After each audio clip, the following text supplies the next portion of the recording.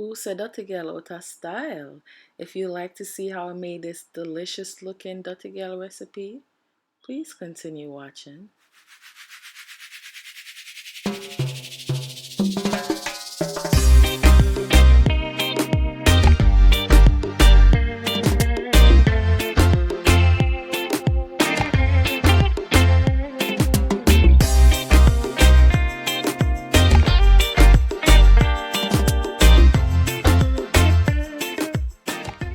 Hey everyone, so today we're going to be making Dutty Gyal white rice and some Jamaican salad at the side. So basically we're going to be using tin mackerel in the brine, tomato sauce, one tomato, some thyme, scotch bonnet pepper, some bell peppers, and onion. So I'm just gonna chop everything up.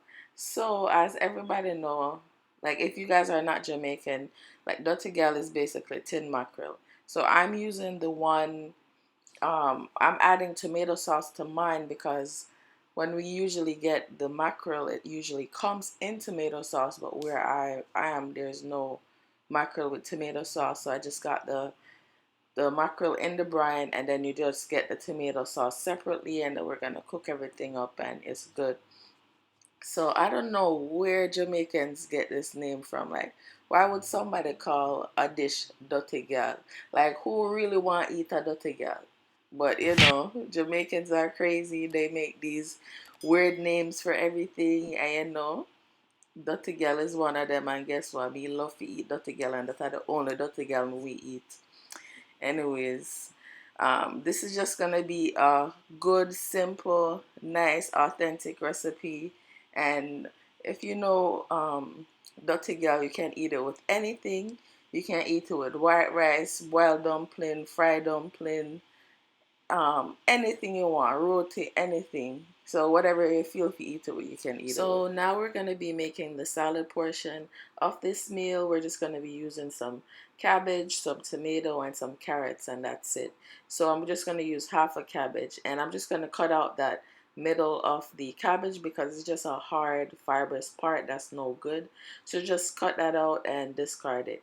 So for the carrots, we're just gonna be using the grater and using that top portion, the medium size, and we're just gonna cut up the carrots.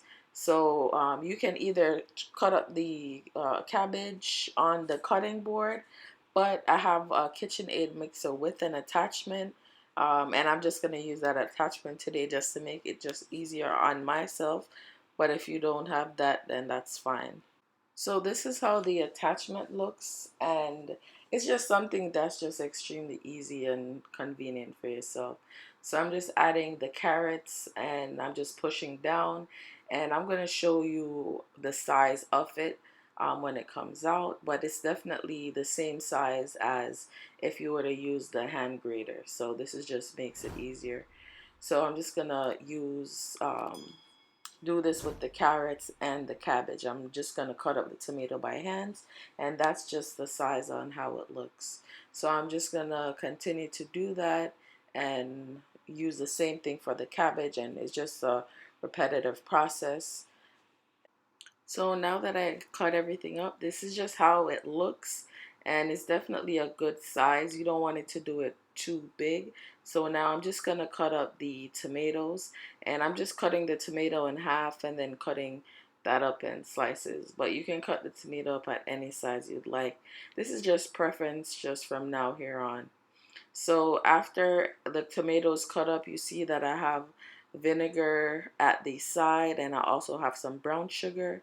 So we're just going to use a vinegar and a brown sugar mixture to sweeten the salad a little bit. And you can use any sugar. Personally, I usually like to use Splenda sugar, but today I just wanted to use brown sugar in this. But you can use cane sugar, brown sugar, white sugar, any type of sugar you prefer. So this is just personal preference from here on. So for this salad, everything is basically by taste. There's no really right ratio. Everything depending on how much of the salad mixture you have. So right here, I'm just mixing everything up to make sure everything is combined. And then I'm just gonna use the brown sugar to add in here.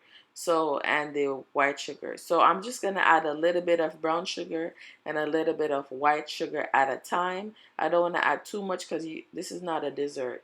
You don't want it to be overly sweet. You just want it to have a right hint of sweetness and a right hint of tanginess, and that's why the vinegar is there. And the vinegar kind of also pickles the salad a little bit, and it just makes it just 10 times better. So you can't forget this step. So as you see, I'm just adding a little bit of sugar at a time. I added about teaspoons of sugar and about a capful of 2 capfuls of vinegar. So I'm just going to keep doing this in two increments until I just get the final taste that I want.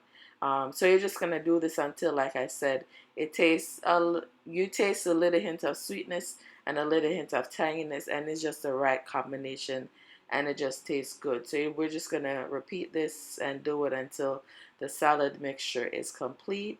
And after the mixture is complete, you're gonna want to put it into a container, cover it up, and then put it in the fridge until you're ready to use it. So right here, I'm just showing you that I'm just putting it in that container that I told you about, and I'm just going to cover it up and just put it in the fridge and let it rest. So now we're gonna just do the Dutty Gyal portion of this meal. So in a frying pan on medium heat, we're just gonna add about 2 to 3 tablespoons of olive oil into the pot. And after we add the olive oil into the pot and it's heated, then we're going to saute the vegetables.